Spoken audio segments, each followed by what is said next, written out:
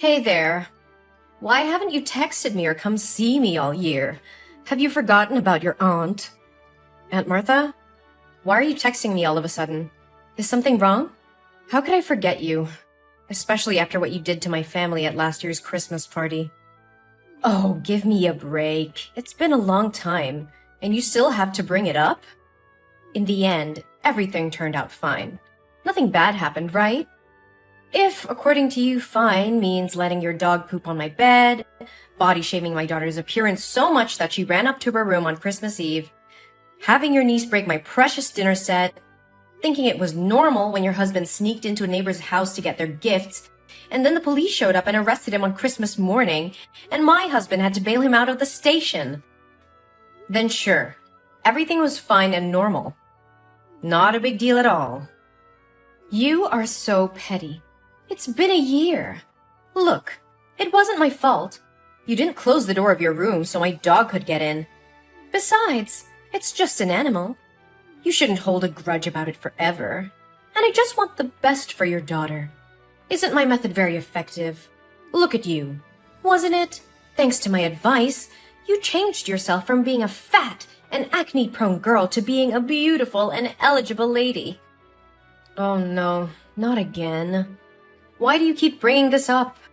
You shouldn't have put out those expensive dishes to show off to my family. My grandson is just a 5-year-old kid. He was just playing around and accidentally pulled down the tablecloth. He's at the age of discovery. He can't help it, right? And my husband was just drunk and went to the wrong house. How many times do I have to say this? Would you rather trust outsiders than your relatives? Fine, fine. Just keep those excuses to yourself. So, what do you want? Please hurry up, I still have a meeting. Oh, that's right. That could have waited. You should prioritize your family first. Anyway, when are you going to invite me to join your family trip this Christmas? A little bird told me that your family is not going to have a house party for Christmas this year, but will instead organize a family vacation, right? Your family must have a lot of money to burn, right? Huh? What are you talking about? We don't have any vacation planned. Where did you hear that rumor? Oh, come on. You're not going to fool me easily. I'm not trying to fool anyone. We don't have any sort of vacation planned. I think you may have misheard or gotten the names mixed up or something. Hey, I'm not so old that I'm hard of hearing. Yesterday, I went to your mom's house to get some vegetables and eggs from her farm, and I overheard your mother talking to you. I remember clearly what she said. It's a pity I can't join your family. I'm going to miss my daughter and grandchild a lot. Just enjoy the trip and have fun. Well, after that I didn't hear much because your mother's dog kept barking every time it saw me. Ugh. Like dog, like owner. What? Aunt Martha, did you go to the farm to get food on your own? How many times has my mother told me that your family has to buy your own food? Ugh, your family is so selfish. I just took some vegetables, some eggs, and a few bottles of milk. There's not much to grumble about. Your mother is my older sister. What's wrong with taking care of her sister? It's not that my mom is selfish. It's just that before you get the things, you should tell her in advance. Do you remember the last time you went to pick up things without consulting my mother? You took the goods that my mother was about to deliver to the supermarket. As a result, my parents had to compensate that person under the contract for shortage. Besides, how long are you going to rely on my mother? Rely on your mother? Don't use such harsh words. Come on, don't bring up old stories again. But I'm sure I heard the words Christmas, travel, and party. So when are you going to call my family? There's no need to keep the surprise a secret anymore. Well, I don't know what to tell you, but we don't have any plans to travel. We're too busy with work and other things. Oh, come on, just tell me. Where's the big vacation this year? I've told you, we're not going on vacation. Can you please stop making up things? I'm quite busy at the moment. If you don't have anything else to say, maybe we can talk later. Hey, you're being disrespectful. Didn't your mother teach you any manners?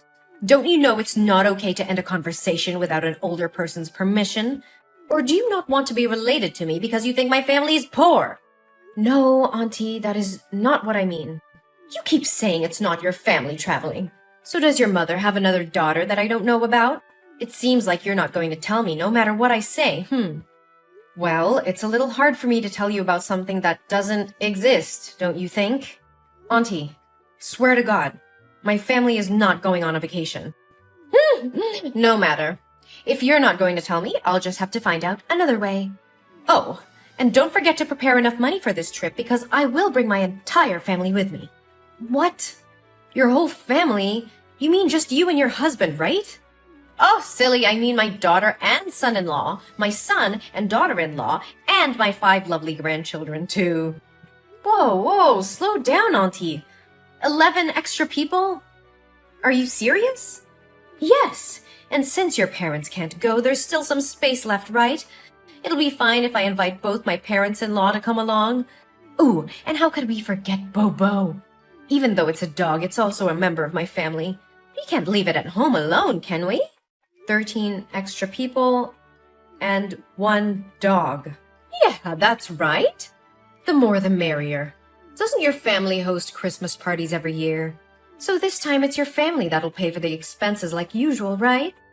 Well, I don't know why you think our family vacation would include your entire family and even a dog as well. Although it's true that every year my family throws a Christmas party. Even if we do go on a trip, it doesn't have to be with so many people. And my family doesn't have to pay for everyone. Isn't it too much? But we're not even planning a vacation, so this conversation is pointless. Look, everybody knows that you and your husband make really good money. You guys will have no problems paying for us as well. Besides, won't you get a special group discount if you don't have to go with such a large number of people? I'm sure you'll save a lot of money. I can't believe that would even cross your mind. But Aunt Martha, there won't be any vacation planned. I'll tell you what. If you tell me when and where you're going, I won't invite my husband's parents or my son and daughter's spouses. It'll just be me, my husband, our 5 grandchildren, and my dog. Although it would be very tiring to take care of those 5 kids, so maybe I'll need a babysitter to come along. But how can I give you a date or place for a vacation that even doesn't exist?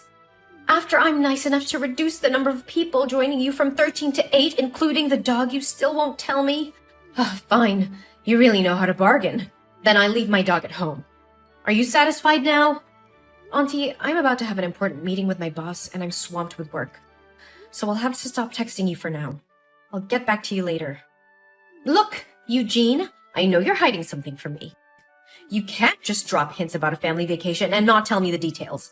I'm family too, you know. Fine. I'll find out a way to know about that vacation. Hey, Eugene! Where's your family? We're standing right in front of NASA. When will your family come here? We've been waiting for 2 hours. NASA? Wait, your entire family is in Texas now? Why did you go to Texas? And what does it have to do with my family and NASA? Oh, come on. You know what I'm talking about. I found out information about the tourist destination your family is visiting and the date and time of the flight. So I secretly booked a flight to Texas. However, because your family's flight was full, I had to book a flight for 5 a.m. today. It seems no one else wanted to wake up that early, so I managed to have seats for 13 people and Bobo. Oh, did I mention that my family almost missed the flight because we overslept? You should be grateful that I sacrificed my sleep to join your family vacation. Anyway, we're here in Texas and ready to enjoy the trip. You can't escape from us. Auntie, just hold on a second. We also know that your family is planning to visit NASA today, so we've been waiting for you here. Your family must be really wealthy. I asked the ticket counter and they said the spaceship tour costs as low as $35,000 per person. Wow, my grandchildren are thrilled. But why are you so late? My family is exhausted. Or maybe you can transfer the money to me in advance and I can buy the tickets for my family to visit first. Oh, and don't forget to reimburse me for the airfare I paid in advance. Let's see. The airfare is $5,000 per person, and the entrance fee is $35,000 multiplied by 14, which adds up to $600,000. Yes, you need to give me $600,000 right now. I used up all the money I had and maxed out my credit card to get us all here. I only have $20 left, so we can't even go to a coffee shop to wait for you. Are you miscalculating? According to my calculations, it should be $560,000, right? Of course I know how to calculate, but I rounded the numbers to make it easier for you to transfer the money. Don't rich people like you prefer odd numbers? But why multiply by 14? Didn't you say there were only 13 people? Hello? What about Bobo? Oh yeah, I totally forgot about that. And don't forget to book a hotel room for my family. We won't settle for a cheap hotel. It would be best if it's a resort or at least a 5-star hotel. Enough with the talk. Transfer me the money right now. Also, remember to book the hotel for my family. After the tour, we'll need a place to rest and take a shower. We'll see. 1, 2, 3... Yeah, we'll need those 6 double rooms. It should be 7 rooms, but to save you money, I'll accept having my youngest grandchild share a room with me. Oh, how kind of me. But why did you think we were flying to Texas? Oh, I did some investigation there. A few weeks ago, I went to your mom's house every day because I knew you would eventually call and talk to her. Even though I asked her multiple times, she refused to speak. So, all I could do was wait until she went to sleep and then sneak a peek at her phone. I didn't find anything in your chat box, but in the chat box between your son and her, I found all the useful information. You did what? The boy seemed incredibly excited to tell his grandmother that his parents were letting him visit NASA today. That's how I found out about your flight time. And where is the NASA space station? In Texas, of course. So I came here to wait for your family. Oh, I must say, I'm quite skilled at critical thinking and analysis. Maybe I should consider becoming a detective. The boy even texted his grandmother asking if she would go to the airport to see him off. It's all so slick. It's just a trip. No need to make it so complicated. Aunt Martha, can you please stop typing for a moment and listen to me? We're not going on a vacation in Texas. We're actually moving to New York. Huh? What on earth are you talking about? I'm currently on a plane flying to New York. I received a promotion decision during a meeting the other day, and I'll be the new director of the company's New York branch. Initially, I had mixed feelings, but thankfully my husband decided to pursue his career in New York as well. Additionally, our children have received scholarships to prestigious schools in the city, so my family made the decision to move here. There's no way that could happen! So what about you calling your mom the other day and discussing the trip? I called my mother that day to inform her about our plans to move and to invite my parents to join us in New York. However, my mother refused and she didn't want to leave her hometown. Then, what about the text between your son and my sister? He clearly mentioned that you promised him a tour of NASA today. I can't misinterpret that and even took a screenshot of the message. Well, you do realize that my son is only 5 years old, right? What does that have to do with anything? Was this all some elaborate plan to deceive me? No, you misunderstood. I understand which trip you're referring to. Our family often engages in a weekend activity called Imagination Adventure, where we explore different places and have imaginary experiences. Today, according to our schedule, we're going on an adventure to NASA and we'll be battling aliens. Last week, we explored the pyramids and fought mummies for treasure. It's all part of the fun. Aliens? Mummies? What on earth are you talking about? Are you kidding me? Auntie, as you mentioned before, this is the age of discovery and creativity. So our family created a game called Imagination Adventure to foster family bonding and stimulate the creativity of our young children. Have you seen the animated movie, The Boss Baby? Hey, I'm not here to listen to you ramble about pointless cartoons. Explain to me what's really going on here. Here's what happened. My son texted my mom to share about our weekend's imagination adventure, and this time the theme was NASA and aliens. But you misunderstood it and thought we were actually going to visit NASA. What? I can't believe this. Why would you base your actions solely on a text message from a 5-year-old without verifying it with an adult? Rushing halfway across the country and depleting your savings based on such information. Don't you think at all before you act? No way. It can't be wrong. But why the hell didn't you mention that you were moving in the first place? I haven't heard a single word about it from anyone. Because I wanted to test if you would go completely overboard once again and come up with some outrageous demands. Remember the last time I moved? You insisted on taking the damn sofa set and a bunch of other stuff, despite me clearly stating that my family still needed them. So this time, I didn't bother informing you. And honestly, I don't think it's my duty to disclose every little detail about my family to you. Then what about all the damn money I spent bringing us here to Texas? What about it, huh? I'm flat broke now. I've got a measly $20 in my pocket, and we don't even have a damn place to stay tonight or enough money to grab a damn meal. Since I foolishly believed that you would cover all the expenses, none of us bought a credit card. And now here we are, stranded on the damn streets. It's all your damn fault for hiding from us and making things so miserable. You better take responsibility for us. If you don't have enough money to continue your trip, then why the hell don't you just go back home? Are you too blind to see it? I'm broke. We can't afford to fly back. And not a single person you dragged along with you has a credit card, cash, or any means to get some money. Hey, don't assume that everyone is as damn wealthy as you. When I invited them to come, I explicitly said that all the expenses would be covered by you. If I asked them to pay now, I'd lose all damn dignity. You better damn well do something for us. We're family, damn it. You can't just abandon us like this. Are you seriously this delusional? Of course I am. We're completely and utterly damn broke. No, what I mean is, are you seriously expecting my family to go on a vacation and foot the bill for everything for you and your guests just because you're my aunt? Isn't that damn obvious? That's what family is supposed to do. When I'm in trouble, you're damn well obligated to help my family, right? Are you really willing to throw away our damn relationship over a few lousy bucks? You've got some nerve, Aunt Martha. You think that just because we share some blood, you can take advantage of me and my family? You're completely mistaken if you believe that being family means I have to bail you out of every situation you put yourself in. Family is about mutual support and respect, not exploiting each other for personal gain. How can you say such heartless things, Eugene? We're family.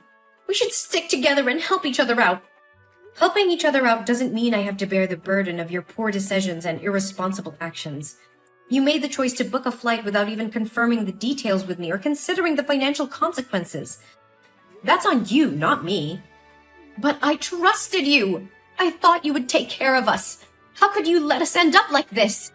Trust goes both ways, Aunt Martha. You can't just blindly trust someone to take care of all your needs without any communication or agreement. And let's not forget that you invaded my mother's privacy, snooping on her messages and making assumptions based on a conversation with a 5-year-old. I did what I had to do to find out the truth. I wanted to be a part of your family's special vacation. Well, you created your own reality based on misinterpretations and assumptions. So what are we supposed to do now? We have no money and nowhere to go. I'm sorry for the situation you're in, but it's not my responsibility to solve it for you. You need to figure out a way to handle your own affairs.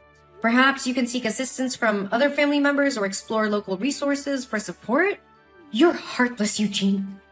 I never thought you would turn your back on family like this. It's not about turning my back on family.